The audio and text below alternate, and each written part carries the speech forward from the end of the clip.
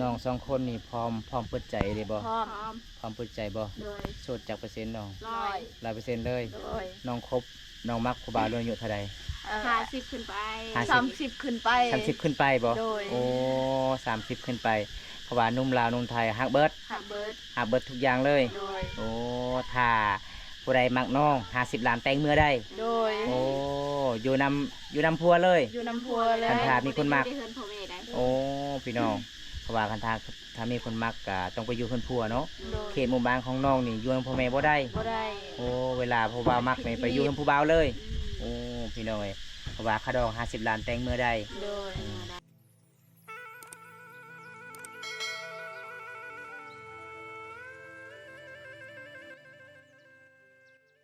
สบายดีอ่ะสาวบ้านใดนี่สาวบัญญังสาวบ้านย่างโดยโอ้มันติดคนน่าฮักเนาะสาวบ้านย่างเนาะโดยโอ้กินอีหยังกินส้มโอ้สมพองกินน้ำเด้อสมพองงามเนาะกินส้มเนาะงามแล้วเร็วอยากกินเลยเป็นจะได้ฐานะ2คนยังโสดบ่น้องโสดเด้อโสดบ่โอ้ยังโสดพี่น้องเอาแนะนำซื้อนี่ซื้อเจ้านี่ใดชอบแก้ผู้นี้เด้สาวบาปสาวแก่สาวบาปเด้อพี่น้องโสดจักเปอร์เซ็นต์มื้อนี้100%เลยพร้อมเปิดใจบ่น้องพร้อม24ชั่วโมงโอ้แสดงว่าปิดโสดมื้อใดแสดงว่ามื้อนั้นเอาผัวแล้วโอ้ยกับประมาณนั่นแหละถ้าบ่ทันเอาผัวยังไงสุดคือเก่าเนาะโอ้ป่าชุมพองามเนาะกินส้มมะม่วงเนาะโดยมะม่วงภาษาบ้านเจ้าเอิ้นว่านี่ใดเปรลโอ้มะม่วงก็คือเปรลบ่แม่นกุไลเปรลโอ้กุไลเปรลคือมะม่วงเด้อครับเอาไว้เด้อมันถ่ายอยู่สิถ่าเบาไซไปตักน้ำเป็นยังไงไปตักน้ำเมื่อนั้นกับเบาไซโอ้ยคนมีความสุขเลยความสุขเลยบ่โอ้เราใจดีเนาะเรามาซอยอีกเราใจดีแห้งโอ้เป็นจะได้รออยู่บ่รออยู่แล้วรออยู่เนาะโอ้พี่น้องรอแต่ยันเรามีผู้บ่าวเอ้ามีผู้บ่าวพี่น้องเอ้ยผิดบ่าวบ้านในใดแบบยันเรามีผู้สาวแล้วโอ้เรามีผู้ยันผู้สาวเราให้โอ้คือว่าบ่าวใส่ยันเรามีผู้บ่าวบ่แม่นแบบผิดบ่าวคนทำต้องมีเลขคำว่าผิดโดยรอแต่ยันเรามีผู้สาวแล้วโอ้พี่น้องเอ้ยทางรอทางใจดีเนาะมื้อนั้นเนาะเรามาซอยหาบน้ำบ่าวใส่ว่ามาเมื่อนั้นหาบน้ำน้องเกือบเป็นลมคุณว่าเอาลมหน้าน้องย่างกันใกล้ๆเองลมกันน้องสีหับเอานี่ฟังเด้อเบาไซฟังเด้อเปิดมาคาถาเป็นลมน้องเกดเป็นกำลังใจตลอดเลยอยู่ข้างๆเลยถ่า24 ชั่วโมงถ่า24 ชั่วโมงถ่าครับไอโอ้ยันไอเป็นลมไว้บ่สิไปหับไว้นะแบบย่างใกล้ๆแนวนี้ยังใกล้ๆอะไรเป็นยังไงคนมีความสุขเลยเอ้ย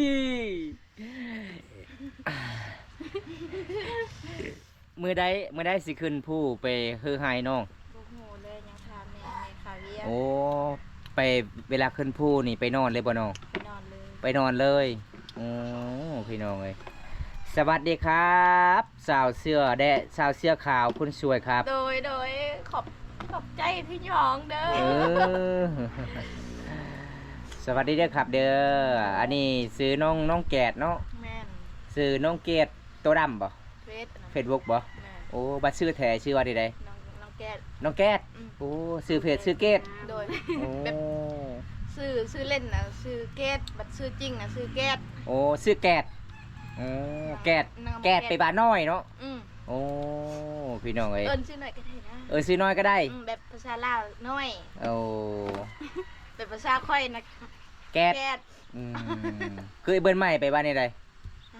ค่อยมักเจ้าแสดงว่าแปลเป็นเนาะเจ้าเนาะเป็นอยู่น้องฮู้หลายภาษาลาวบ่ฮู้เอาคือเว้าได้แต่หน่อยเดียวโอ้พี่น้อง FC คนนึงว่าแม่นแท้บ่น้องแกดในหมู่บ้านของน้องนี่ เวลาไปร่มนี่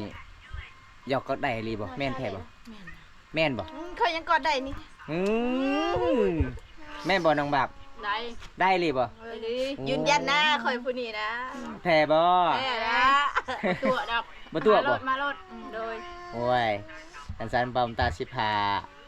ละลายนุ่มแล้วสิไปกอดน้องแกดกับน้องบับนี่ ได้มาได้ ได้เนาะ โดย โอ้ มารถ มา มาตอนนี้ก็ได้แล้วนะ นี่ มารถมากินส้มน้ำกันเด้อ เอานะเพลงเลย มวนพี่น้องมาหมู่บ้านน้องแกดกับน้องบับม่วนหลายพี่น้องเอ้ยผู้สาวบอกคุยนะฮักมื้อนี้หลายคนที่ละให้บอมตาไปถามเฟซน้องแกดไปถามเฟซน้องบาบซื้อเฟซน้องแกดตัวดำเนาะ โดย ส่วนน้องบาบซื้อเฟซว่าน้องฟิล์มตัวเตี้ย หาสิกันเด้อสิไปหาเก้าอี้ที่นั่ง ไป เหนื่อยแล้ว โอ้ยพี่น้องเอ้ยเบิ่งสิ้นน้องแกดจะเป็นเอกลักษณ์สาวสิ้นพามังกรบ่น้อง แม่ โอ้ผู้ได้ตามให้เจ้านี่ แม่ตำให้ แม่ตามให้ โดย โอ้ยอีแม่เจ้าตามหลายเนาะตามเป็นหลายเนาะ ใครเป็นลูกเคยแม่ข่อยบ่ให้กิน โอ้เอายังน้องแกดเมื่อกี้นี่ไอ้ได้ยินแวบๆจะเว้าอีหยัง ฮะ ว่าสบายดีอยู่แต่ว่าบ่มีไผมัก บ่มีไผมาก โดย โอ้น้องสองคนนี่ก่อนสิเอาผู้บ่าวนี่ผู้บ่าวรุ่นใดน้องสิมัก รุ่นอายุ50ขึ้นไปแล้ว อายุ50ขึ้นไป โอ้ 40 30นับได้เบิ เอา ด คนวัยรุ่นอยู่กันนำ แบบ บ่ได้ เอาคุณวัยรุ่นน่ะมันแบบเขายังอยากม่วน โอ้ แล้วเขาก็ปะคือเก่าหั่นแหละแบบคือข่อยหั่นนะ คันเอาคนวัยรุ่นนี่แสดงว่าเขาฮักบ่ฮักเดียวใจเดียวเนาะ โดย เวลาเอากันแล้วเขายังไปดิ้นเนาะยังอยากม่วนเนาะ โดย โอ้พี่น้ น้ อ อง งบ่เคยมีผัวแต่น้องก็เข้าใจเรื่องนี้ โอ้ เพราะวัยรุ่นเขามักไปเที่ยวบ่ โอ้ เว้าเลยเขามักแบบเท่า น้อง ว่าคนวัยรุ่นนี่แบบว่าเอากันแล้วเฮ้เอากันแล้วนี่ก็ตอนเป็นสาวเป็นบ่าวหั่นนะเพราะว่าคิดว่างามพอดีเอากันแล้วบ่ขี้ลายแล้วว่าจะปะหาผู้ใหม่อีก โอ้ในนั้นเนาะคันเอาผู้เบา โดยคนวัยรุ่นว่าคนเอาคนเฒ่าแบบเฮาขี้ลายก็ยาเราเอาเลยเลย โอ้แม่นเนาะเพราะว่าคนเฒ่าก็ ใจอะ บ่ไปลิ้นเลยเนาะคนเฒ่าบ่ไปลิ้นเลยเนาะคนเฒ่าคันเอาวัยรุ่นไปลิ้น เอาความเมีย โอ้แสดงว่าคันเอาคนเฒ่านี่เอาเมียแล้วฮักเดียวใจเดียวเนาะเพราะว่าพวกก็เป็นคนเฒ่าเด้เอาเมียคนหนุ่มเนาะแต่นี่ก็ฮักเดียวใจเดียวบัดนี้ โดยแม่น โอ้พี่น้อง บ่นะเสียค้างน้องนี่ก็ได้ น้องเว้าแท้บ่ว่าสิเอาผู้บ่าวเฒ่า แท้นะ อีหลีบ่น้อง อีหลี จักเปอร์เซ็นต์เอา 100% 100%เลย โดย คันท่าน้องเว้าคือตัวเป็นจังได ป้าบ บ้าบบ่ โดย โอ้คันน้องเว้าแท้ผู้บ่าวเฒ่าอายุรุ่นเท่าใดน้องมาสิฮักได้ 30 40 50ครับได้20ครับ โอ้ ได้ก็รับได้ 30ขึ้นไปฮับได้โอ้30ลงมาบ่ได้ โอ้แม่นแสดงว่าเว้าเบาไส้ยังมีหวังอยู่เด้ออายุ30แล้วเด้อ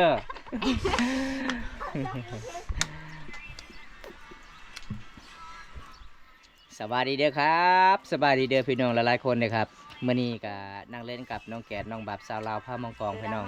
เป็นชนบทชนเผ่าบรูเขต เมืองน้องเขตสวรรณเขตพี่น้องไอ้หมู่บ้านนี้ก็จะเป็นหมู่บ้านที่อยู่กับตามธรรมชาติเลยพี่น้องเห็นบ่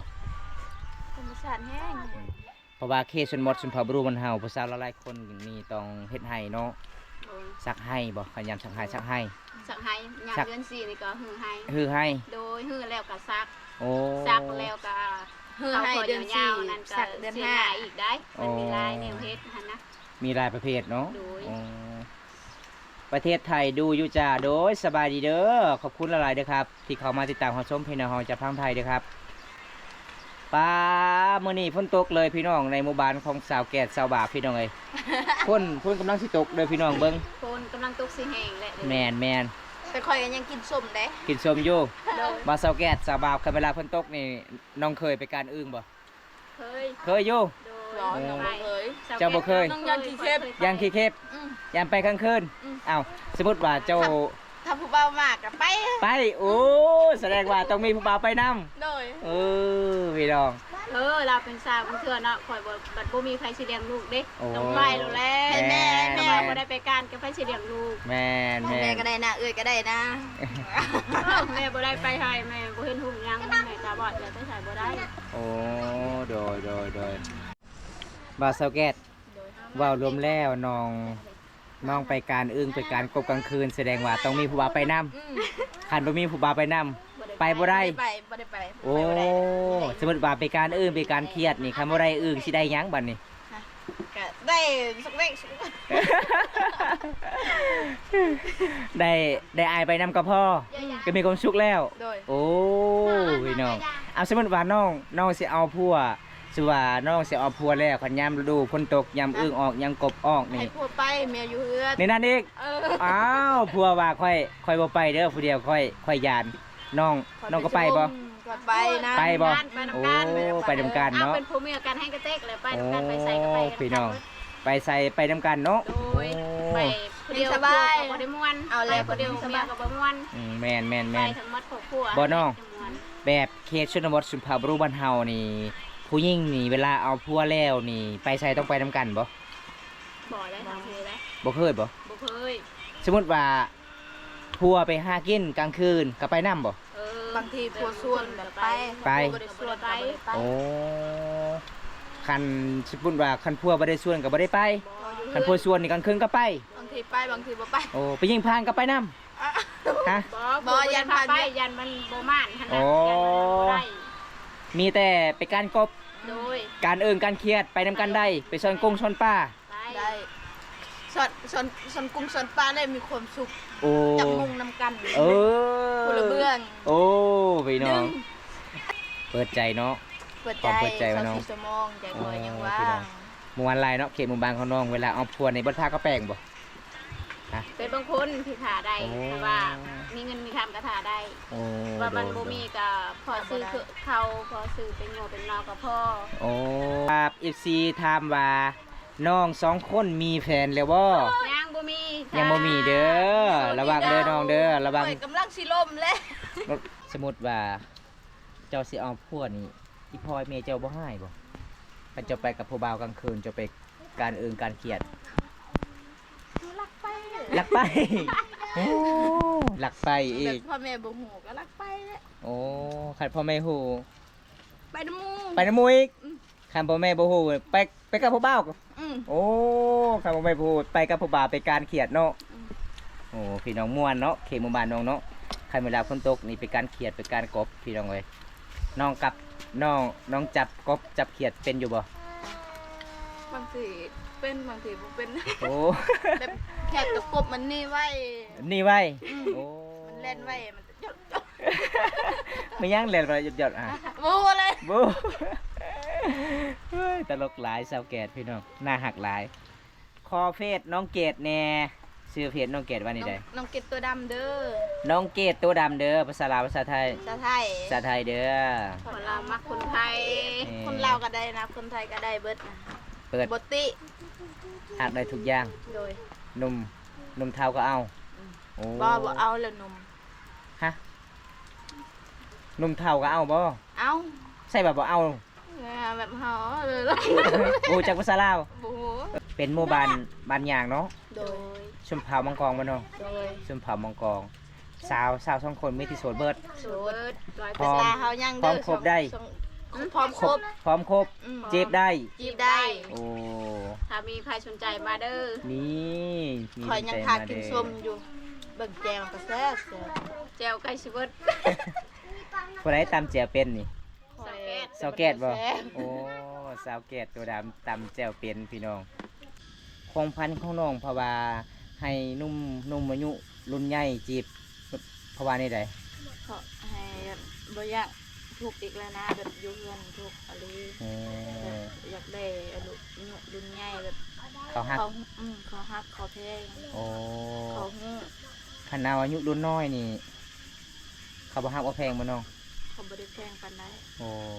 แบบเขาคิดว่ายังน้อยยังอยากม่วน อ๋อโดย แบบค่อยคือค่อยนี่คันเอาพัวแล้วไปใส่ก็บ่ได้เลย อ๋อเดี๋ยวเฮาสิพาไปดูเนาะ เอาพัวแล้วมีแต่ตั้งใจเฮ็ดเวียกเฮ็ดงานเนาะ ตั้งใจไปเฮ็ดเวียกเฮ็ดงาน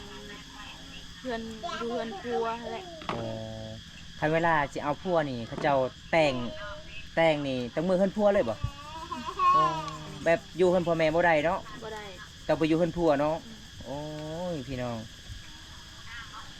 คอยอายุ56ปีจีบได้บ่ จีบได้ เดี๋ยวถามเมียก่อนหยอกเด้อโอ้ยไอ้หนุ่มสกลมีแผนแล้วบันส่วนอาจารย์น้ำมวยแน่ บันชวนอาจารย์อมวย อาจารย์น้ำมวยกินหยัง กินชมมากินชมนำกันเด้อ เอ อาจารย์อมวย อขอบ แต่ช คุ ม ณ น้องเบิดแล้วเด้อ เบัดแล้ว